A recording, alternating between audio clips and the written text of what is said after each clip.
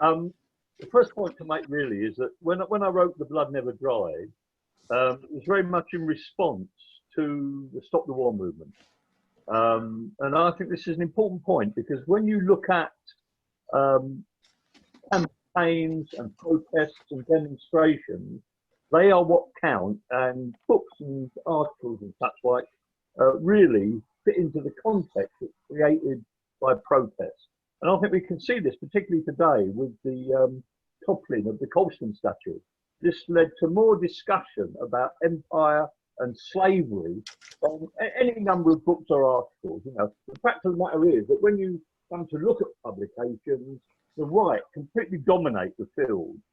Neil Ferguson's book on the empire has sold probably dozens times more copies than all the anti-imperialist books put together.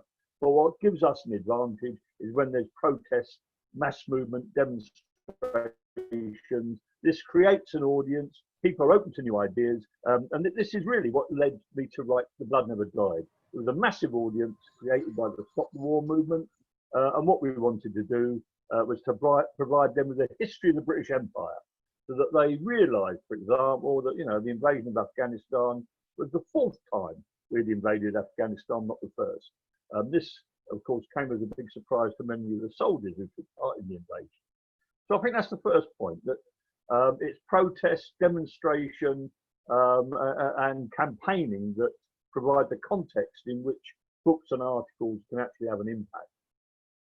As far as Colston goes, what we see with the toppling of that statue and protests against others and the protests in the United States is that the ruling class, created a fake version of history, and given their arrogance, they've actually tried to literally embed that in stone. This is what these statues are all about. Their view of history is to be actually embedded in stone, and it will be there for people to walk by, and all the crimes that the people who are being celebrated committed, these are all forgotten.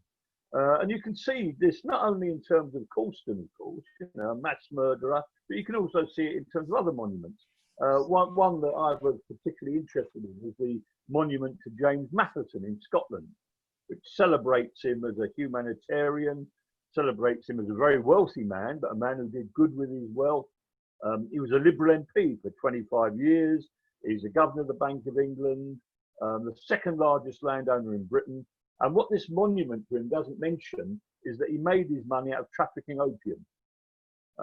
By 1838, Britain was smuggling into China. Let me give the exact figure. Britain was smuggling into China 2,500 tons of opium a year in 1838.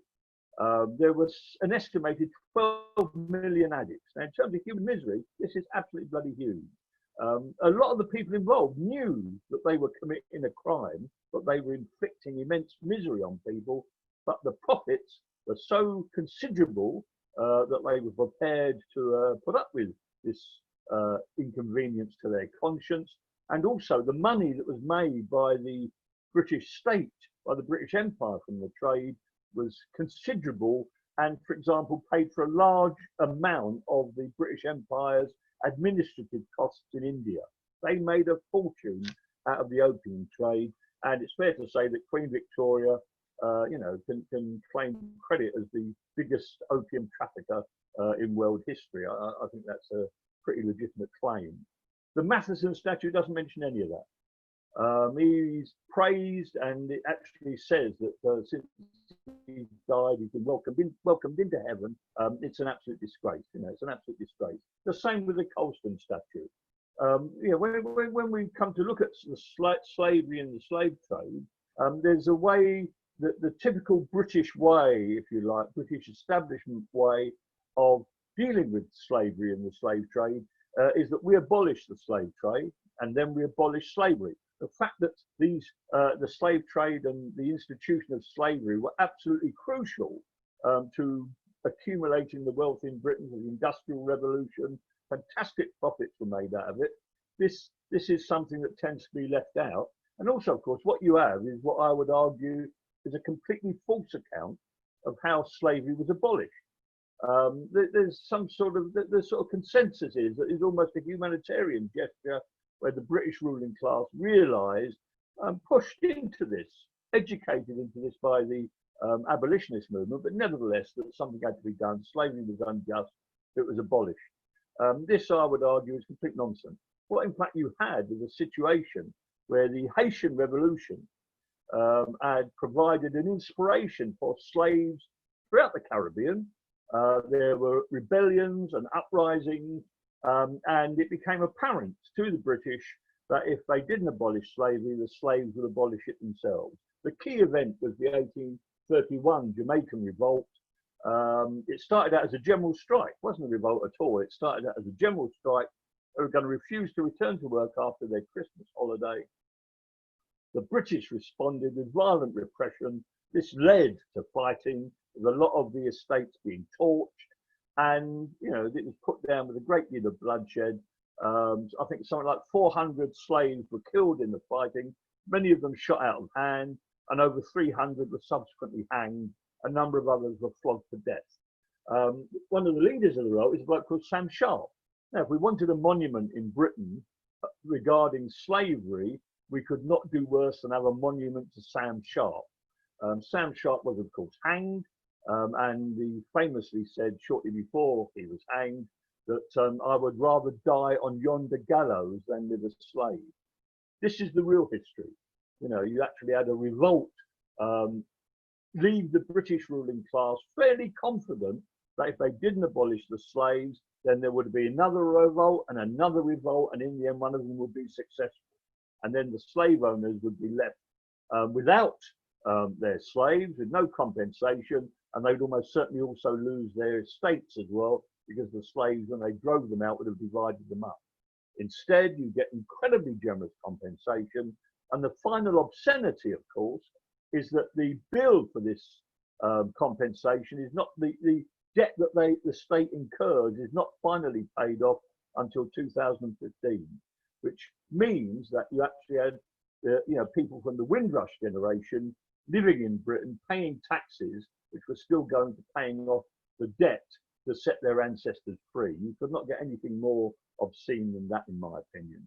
And this is the reality of British history, the reality of the British Empire. This is the cold, hard facts of it. Two other episodes I think that are worth mentioning, singling out, if you like. One is the Bengal Famine of 1943-44. It's worth any book you look at on the British Empire, on the British Empire in the 20th century, or any biography of Britain. It's always of Churchill, pardon me. It's always worth having a look to see how it deals with the Bengal Famine. Most British histories of the Empire do not mention the Bengal Famine of 43-44. There are even histories of British India that do not mention that famine, and hardly any biographies of Winston Churchill mention it. I don't think a single biography of Clement Attlee, who was the Deputy Prime Minister at the time, mentions it, and yet it cost the lives of between 3 to 5 million people.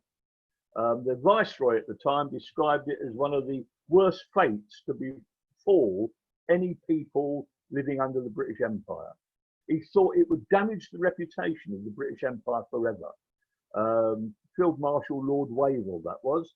What he didn't realise, of course, is how effectively historians can whitewash these things, can shovel them away and hide them from view. Churchill, we now know, did his best to sabotage the relief, even referring to the fact that there was no real problem because Indians bred like rabbits anyway.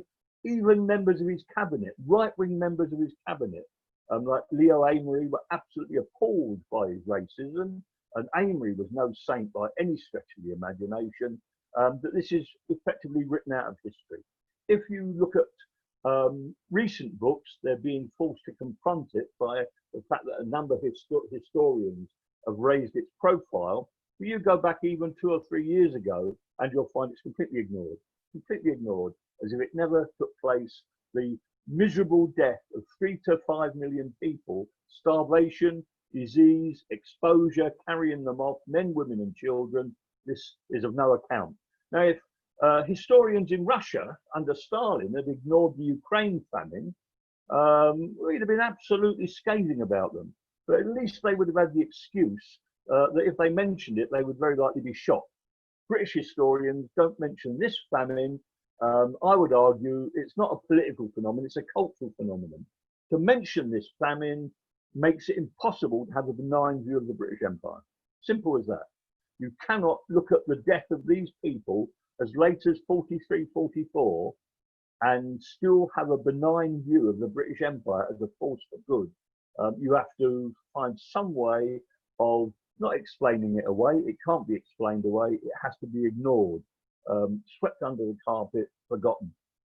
The other episode I think that's worth singling out is the Mau Mau Rebellion, the so-called Mau Mau Rebellion in the 50s. This great revolt in Kenya saw over 1,000 people hanged before it was put down. There was widespread torture, the most fearsome torture. Men were castrated, women were raped, thousands of people were arrested, thousands were killed, but over 1,000 were hanged. People were hanged for possessing ammunition. One particular bloke, let me read his name out, it's well remembered the names of these people. Wakianda Gachanga was hanged for the possession of 2 rounds of ammunition. A man was hanged for having 2 rounds of ammunition in his possession. Over 60 people were hanged for the administering of illegal oaths. They administered the oath that swore people into the rebel movement. Now, this was not the 1750s or the 1850s. This was the 1950s. Winston Churchill and Anthony Eden were Prime Minister, and we were hanging men and women in Kenya for administering illegal oaths. It's hard to get your head around. This is one of the most brutal repressions of colonial insurgency in the 20th century. Without any doubt, the level of brutality that was inflicted on these people. And I would argue absolutely categorically that the only reason that we hanged, or the British state hanged, 1,000 rebels or suspected rebels in Kenya for crimes short of murder, for crimes like possessing ammunition, crimes like possessing a firearm, administering illegal oaths, the only reason these people were hanged was because they were black. Simple as that. You could do this to black men and women. You wouldn't even think about it, never even cross their mind to hang people in colonies where the rebels were white, like say Cyprus. It never even crossed their mind to respond to that level of repression. Racism made it possible to hang people for crimes like administering illegal oaths. You also had, it's worth mentioning that in Malaya, the British government, the Labour government, in fact, presided over the hanging of the head of the banned Malayan TUC, once again for possession of a firearm. He was hanged for being in possession of a firearm, not for using it, for having it in his possession. There were protests all over the world, including from newly independent India, but the Labour government allowed his hanging to go ahead. I've always thought this is something, the Labour government of 45-51, hanging the head of the Malayan TUC is something that perhaps historians should notice a little bit more than they do. It's quite an achievement to hang the head of a trade union, of a country's trade union movement. But Clement Attlee can claim that he did it. Which brings me on to another point, the role of the Labour Party as far as the empire is concerned. There have always been anti-imperialists in the Labour Party. The most recent example we could look to, of course, is Jeremy Corbyn. There's always been anti-imperialists in the Labour Party, but I would argue Labour governments have always been pro-empire, and the Labour left, even though they might be anti-imperialist themselves, have never really confronted in an honest way the extent of Labour's support in power for the empire. Let me give you one example. Tony Benn. I remember hearing Tony Benn during the Stop the War campaign, really, I suppose, speaking in order to try and get young people to join the Labour Party. Mass meeting he spoke at. He made a number of statements which I thought were to be blunt, false, But the one that always sticks in my mind most is he stood there. One of the reasons for being a Labour Party member was that someone like his dad, who had joined the Labour Party, defected from the Liberals to the Labour Party, he had been able, when he became a minister, to release Gandhi from prison. And you can see the argument, join the Labour Party, you can help release Gandhi from prison. What he didn't mention was that it was his dad who had locked him up in the first place, which I thought was a little bit dishonest. In 1929, no, not 1920, 1930, Gandhi had led a protest movement. He'd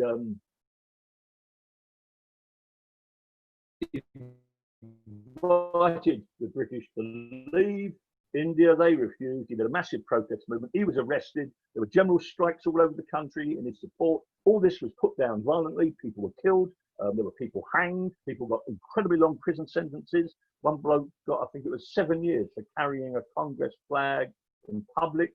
People were publicly flogged. All this went on, and something like, he didn't just arrest Gandhi. By the time the movement was at its height, there was anything between, the official figure was over 60,000. The Congress movement estimated that there were something like 90,000 people in prison. Now, this rather puts Ben's dad in a different light from saying that he released Gandhi from prison. If he had said, my dad was a member of the Labour Party, and not only did he have Gandhi arrested, he had something like 60,000 other people arrested as well. This is a little bit different, isn't it? This is a little bit different. And of course, what we also get is, when you look at the 45-51 Labour government, you have another episode, which I think is something you should always remember, the Battle of Surabaya. I don't know how many people have heard of the Battle of Surabaya.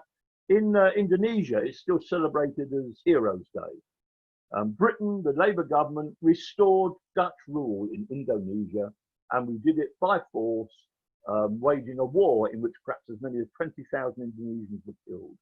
We rearmed the Japanese, who had surrendered in order to help us. And one of the biggest battles was the Battle of Surabaya, a port city which was shelled from the sea, bombed from the air, and which thousands of British troops fought street by street to drive the Indonesian nationalists out. This is one of the biggest land battles post-1945 that the British Army has ever been involved in, up to now. And it took place under the Labour government, and yet you will find it not mentioned in hardly, histories of the Labour government, histories of the Labour Party don't mention it. It's written out of the record, the fact that this took place under the Labour government. Let me say a positive thing here, though. In Australia, there was a massive movement in sympathy with the Indonesian rebels, and seamen went on strike and refused to ship troops and munitions to Indonesia. They were supported by the dockers in Australia. They came out on strike in support, and the British government brought in Indian seamen to break the strike and to give the Indian seamen a bit of a boost. They got the Duke of Gloucester, a member of the British royal family, to address them. And the Duke of Gloucester stood up there and called on them to stand by the King Emperor and to defend the British Empire. But unfortunately, the interpreter they'd chosen was a bit of a lefty, and he translated the Duke's words into an impassioned plea to support the strike, not to cross the picket line, and in fact to walk out and join the strike now. And this is what they all did. And I've always thought this is one of those nice episodes in the history of the class struggle that needs to be remembered much more than it is. And of course, for the British ruling class, the lesson was be a bit more careful who you choose to translate. But this is completely written out of history, all of this. It's forgotten. The fact of the matter is that British warships actually held collections for the strikers in Australian waters, and British and Australian troops in Indonesia on occasions refused to take part in the fighting. A large number of Indian soldiers who were sent there to fight actually defected to the rebels. And this is with the Labour government in power, written out of the record, written out of the record. What about the situation we've faced, more recently, really? I would argue that what you get after the Second World War is a recognition on the part of the British ruling class that they no longer have, they still have imperial interests, but they no longer have the military power to defend those interests. And this leads to a dependent relationship with the United States. You can see it under the Labour government of 45-51, pardon me, that they don't like the idea of being dependent on the United States. They're forced into line when they want to overthrow the government in Iran. There was a Mossadegh government in Iran in 51. They're forced to drop the idea of sending in troops because the Americans don't like it. In fact, we still help overthrow the Iranian government in a coup in 53, but by then the Tories are in power. But they demonstrate their loyalty. The Labour government demonstrates its loyalty to American imperialism by supporting the war in Korea. And I think this is very, very important. The Tories still don't like the idea of being dependent on the Yanks, so they indicate their independence, if you like, in the Suez invasion in 56. But when that is a catastrophe, it effectively stopped in its tracks by the Americans. They accept too that we have to have a dependent relationship with the United States, and that continues right up until today. You know, Wilson didn't dare send British troops to Vietnam. We now know that he wanted to, but the left, both inside and outside the Labour Party, was too strong for him to dare. By the time you get to Blair, the left is so weak that they can do what they want.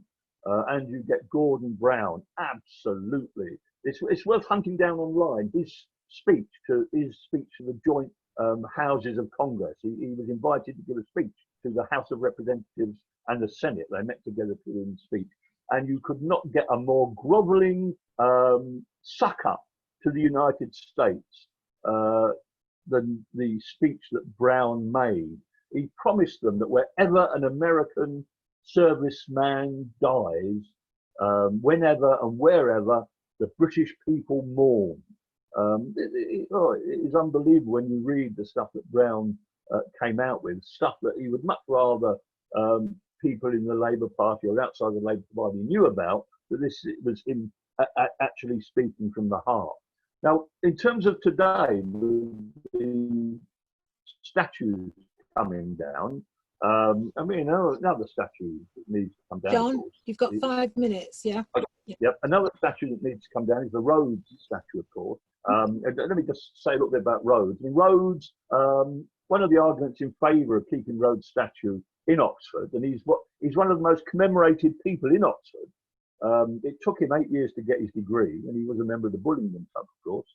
But Rhodes, you know, mass murderer, thief, crook in many ways, bribed politicians like there was no tomorrow. One of the arguments is that you're judging him by today's standards.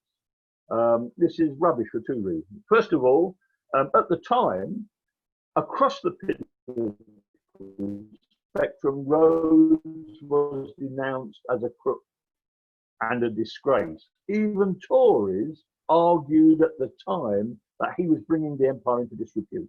Important point to remember. Even Tories were appalled at the empire, which you know, a lot of them thought was a good thing, was in fact being used to make this man personally rich, no matter how many people died. And a lot of them thought that was a bit distasteful. Liberals, in fact, he bribed the Liberal Party pretty handsomely. So the official Liberal Party turned a blind eye and actually supported what he was doing. But in the Liberal Party, more generally, and on the left, he was bitterly opposed. And when he was awarded an honorary doctorate by Oxford, over 90 academics protested. He still got it, and the reason he got it, and the reason he's celebrated so much is quite simple. He bribed the university authorities, and he gave a large amount of money as well to improve the facilities for senior academics. And if there's one way to bribe senior academics, it's to improve their facilities. So he was opposed at the time. What you've got today, of course, is the standard at Oxford is still that low. They will take money off anyone. Simple as that. They will take money off anyone. Last single point, the government are trying to wage a culture war and to have support for the empire turned into something patriotic. And this is a fight we can't avoid, but we have to be aware of what they're about. This culture war idea is one of the ways in which they hope to get the people at the bottom punching sideways, attacking each other, over all sorts of issues to do with race, to do with gender, to do with sexuality. They want to get people fighting each other. And as far as they're concerned, with what's coming down the road in terms of austerity, this will prevent people punching upwards. And what we have to do is argue consistently for the need to punch upwards. Thank you. Thank you very, very much, John. I could have. The thing to realise is the British interest in Palestine was strategic. It was seen as a territory that was necessary to hold in order to be able to dominate the Middle East. And from that point of view, the Zionist settlement was seen as a way of placing in Palestine a settler community that would be loyal to the British because they would be dependent on the British in order to survive. This was what it was all about. It was absolutely, even though you can say that some leading British politicians supported Zionism, the fact of the matter is that their support was absolutely dependent on it being in the interests of the British Empire. And what you had was a number of occasions, right up to 1948, when the British Empire thought, oi, oi, our support for the Zionists is upsetting the Arabs in the countries that we rule so much that it's actually causing us more trouble than it's worth. This happened on a number of occasions. I don't think there was ever any pretense on the ground at even-handedness. It was always British policy in the Middle East and in Palestine was always driven by an imperial selfishness, what was perceived to be in the interest of the British Empire, and you know, they regarded the Zionists as a useful tool. I would argue there are some who actually supported Zionism on principle, but by and large they regarded them as a useful tool.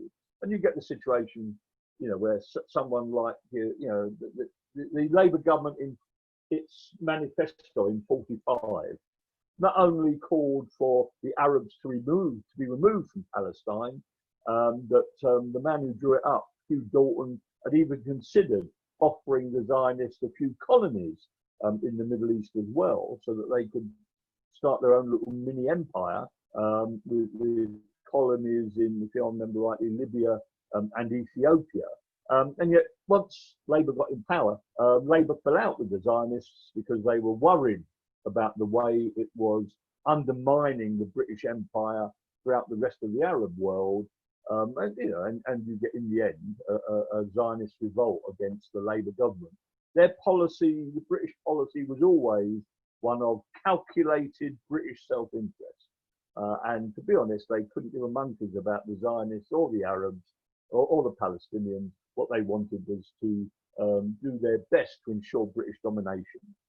The idea of them being even-handed, you know, this was just absolute pretense. It was selfish self-interest from beginning to end. In terms of the profits from empire, buying off the British working class, the way I would put it is that the profits from empire gave the British ruling class more room for manoeuvre, so that when they were confronted with movements of rebellion and challenge, like I don't know, so let's say Chartism. Something like Chartism in France would have met with violent repression, people shot down in the street. This might well have provoked full-scale rebellion. In Britain, the ruling class always felt that they could make concessions. And I think this rested on the profits of empire. I'm not entirely sure I accept the idea that there was a layer of Labour aristocrats. I've never found that particularly useful. I think it's much more plausible that they felt they had more room for manoeuvre, they could make concessions when they were under pressure, whereas on the continent early on and precipitate precipitated a number of occasions full-scale rebellion. 1848 being the best example across the whole of Europe, for example. In terms of today, I mean, one country that I'm interested in a minute is Equatorial Guinea. It's not a British colony, but its oil wealth means that it has a per capita income that should place that country, the people who live in that country, they should have a living standard comparable to parts of Western Europe. In fact, they are among the poorest people in the world because the regime, in alliance with the oil companies and the banks, strips that country of its wealth and launders it in London, New York, Switzerland, just like the old imperial days. The people who live there are robbed and left in abject poverty, but instead of it being colonial officials doing the exploitation, it's a wholly corrupt clique of African rulers who have, private jets, multiple luxury cars, and huge fortunes stashed away in London and Switzerland just in case they ever get thrown out. This is the way it works today in country after country after country. You have kleptomaniac regimes, kleptocracies running these countries in alliance with Western, not just Western, but increasingly Chinese and Russian businesses nowadays. And London is a laundering centre for this. I honestly don't think people in Britain benefit from this today. I think, in fact, it works the other way around. This is creating a degree of wealth and power for the British ruling class that enables them to ignore reformism. I don't think reformism is viable today because the British ruling class are too rich and too powerful. They don't feel the need to make concessions at all at the present time. They feel so much serious concessions at the time. They feel so much in control. But that's perhaps something we can discuss in greater length. In terms of Ferguson, well, Ferguson, as a boy, was raised in Kenya, post-colonial Kenya.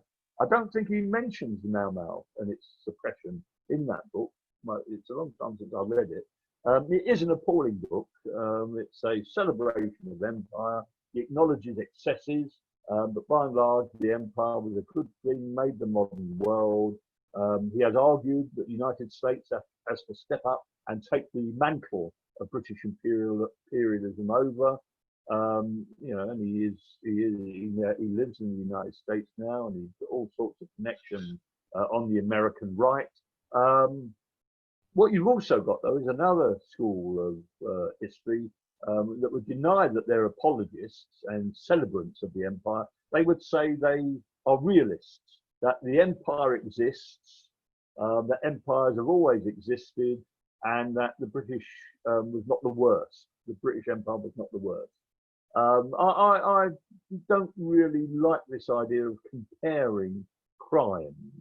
But if you're going to compare crimes, what you have to do with the British Empire is take on board slavery and the millions of lives that were lost and destroyed through slavery. You have to take on the Opium Wars.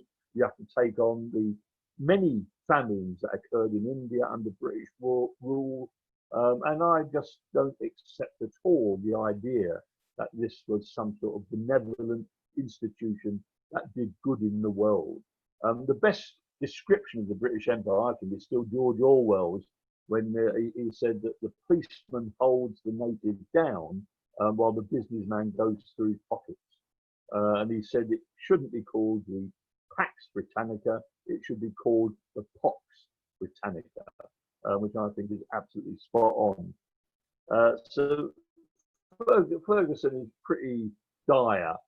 One of the interesting things is both these realist historians and the apologist historians all write and act as if they are on the defensive and that there is some great upswell of anti-imperialist history that is putting them in danger. And in fact, it's actually the opposite way round. The number of books that come out in support of the empire dwarfs the sales of the books that are opposing it. And of course, Ferguson had the advantage of a TV series. to go with the book, which certainly helped sales. I'm not sure you're ever going to get an anti-imperialist book, have a TV series made to go with it in the foreseeable future. Let me put it like that. In terms of Australia, I'll be quite honest, when The Blood Never Dried come out, I did have a number of people criticise it, got in touch with me to ask, why didn't you deal with this? Why didn't you deal with that? Someone asked me why I didn't deal with what was done to the Maoris in New Zealand, and someone said, why didn't I mention the invasion of Tibet? These are all valid points. My only justification is that, you know, I never had time, and if you're going to look at all the crimes, the book would have been 2 or 3 times as long, and God knows when I've got it finished. I don't know that much about Australia, to be honest. The treatment of the indigenous population was appalling, the way people were treated. That's the limit of my knowledge. To be honest, it's not something I actually looked at, and it is a serious gap in the book that perhaps someone really, you know, should remedy from a Marxist point of view sooner rather than later. But there's other things that I didn't deal with as well. That's not a defence, but you know, the Blood Never Dried is not exhaustive. It's not an exhaustive account of the British Empire's crime during the period that it covers by any means. I mean, I don't. There's nothing. You know, I don't look at Nigeria, for example, and British crimes in Nigeria, or what became Nigeria, were pretty dramatic, pretty appalling. But this is definitely a gap in the book, and to be fair, it's a gap in my knowledge as well. I plead guilty for that. Yes, I mean, the arguing with people about the empire, this is something that I've thought a lot about. And I must admit, I do think I've come up with one way to get across to people the enormity of imperial crime. And that's to reverse the story.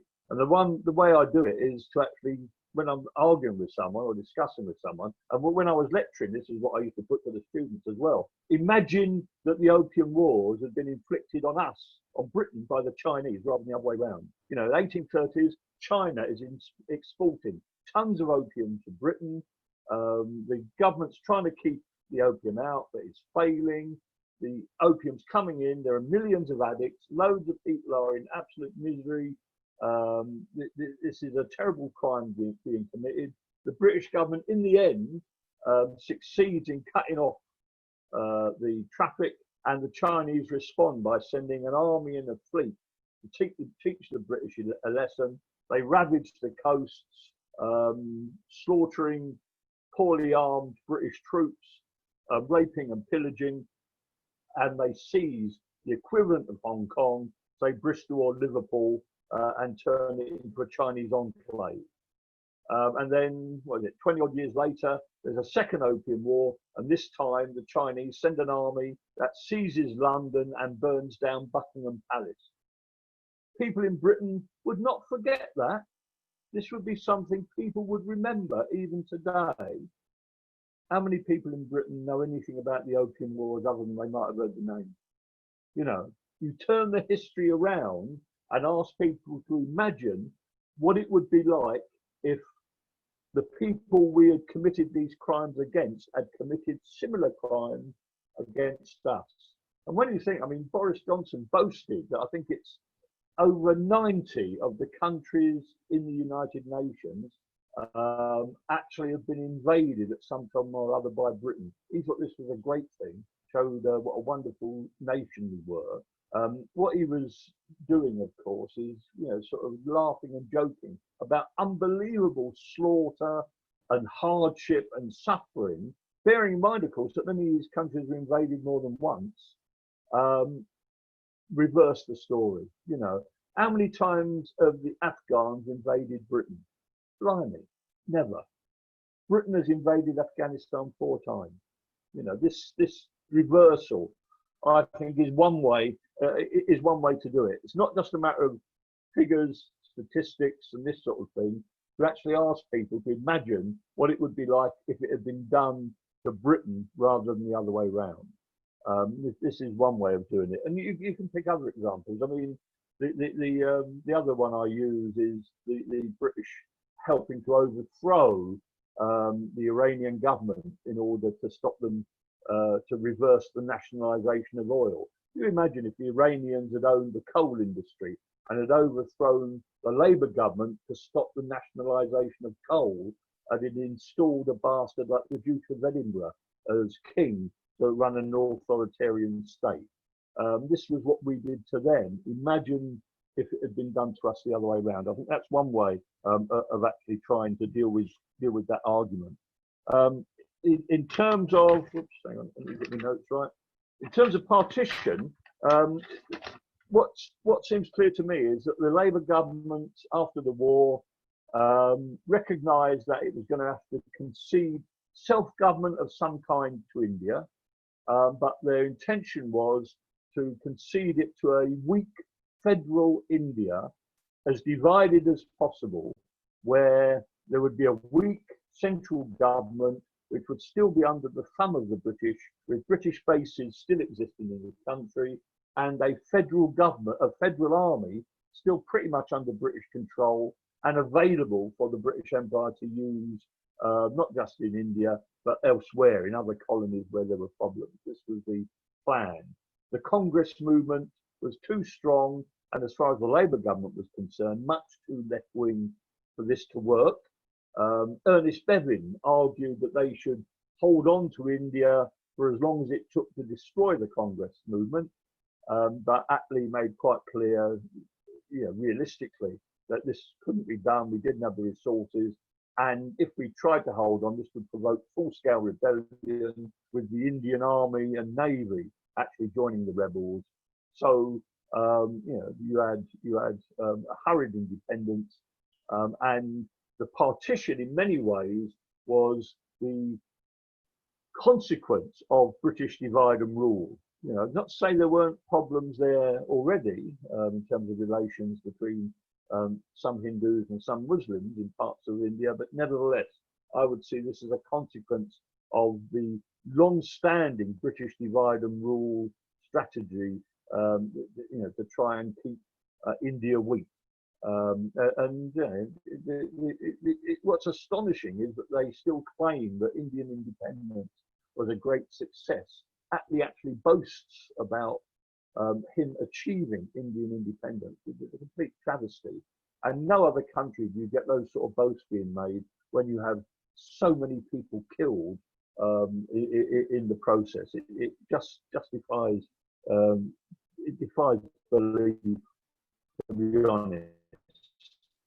In terms of reforms, I think this is spot on. What they like with the abolition of slavery is the idea that in the end the British establishment was convinced that there was a wrong there, and accordingly they took steps to remedy it.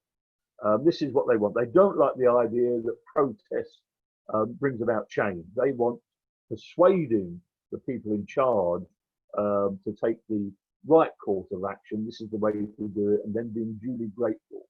That's the way the establishment want us to think. They don't like to acknowledge that protest ever accomplishes anything. And I would argue, like I said before, that the Jamaica Slavery Revolt of 1831, this is what precipitates the end of slavery. The belief that there would be another revolt and it would be successful next time. So that the best thing to do was abolish it now with plenty of compensation. But I can't remember who made the point, but it's absolutely spot on that they want the idea of gradual reform and reformism as the way forward, when in fact history shows it protest, resistance, and fighting back that does it. I thought Insurgent Empire was a very good book. I think I reviewed it somewhere. I can't remember where. But I reviewed it somewhere, but I was very impressed by it, I must admit. There were things I thought it left out, although offhand, I can't remember what they were, but nevertheless, my memory of it is it's certainly a book worth reading. I haven't read the contribution in the Guardian. I'll have to look that up. But I must admit, I thought the book was a very worthwhile and useful contribution. I really did. In terms of a new book on the empire, the Stop the War movement led to the Blood Never Dried. I think today, if I was a lot younger, I might be thinking in terms of a book on race and empire. I think that responds more directly to the Black Lives Matter movement. I think I might be looking more in that direction for something on race and empire, rather than the book I wrote, which was very much a response to the Iraq War, to the invasion of Iraq and the invasion of Afghanistan. And I think you could see that in the way the book's written. Today, I think it would be more concerned directly with race if I was going to tackle it now. I'm much too old to do that, so someone else is going to have to do that. But I think that's the way I'd be thinking. More generally, I think when we look at the empire, there's three stages. I would argue there's exploitation, the enormity of the crimes committed, exploitation, repression, not just on a big scale, but daily. The fact that the settlers, for example, and the administrators in country after country felt that beating servants and things like this was perfectly legitimate. This is just a routine exercise that you punched and kicked servants, for example, for not being quick enough getting your drink. Things like this. This was not everyone did this, but this was routine, was tolerated. This was part of the imperial regime, and because this went on, that legitimized or made possible, if you like, even more enormous crimes. Which one of the worst is the Bengal Famine of 43, 44. So we have to chronicle the exploitation, the scale of it, the enormity of it. It's also absolutely vital that we celebrate the resistance. That there was resistance to empire every step of the way. And I think this is something we need to examine and celebrate, and have a good idea of what these people were up against, how bravely they fought and what they achieved. But the third one is the solidarity that you had in Britain. And I would argue that right the way through the history of the empire, there has been solidarity. There have always been working class men and women involved in solidarity movements with the empire. And this is something we celebrate and something we try to keep going today and to build upon. And I think a good example of where we stand is provided by William Morris. When the Sudanese captured Khartoum and General Gordon was killed, he was known popularly as Chinese Gordon because he served most of his time committing crimes in China. But the lament in Britain for a lot of people was Khartoum has fallen. And I think William Morris captured our stance when he said Khartoum has fallen into the hands of the people it belongs to.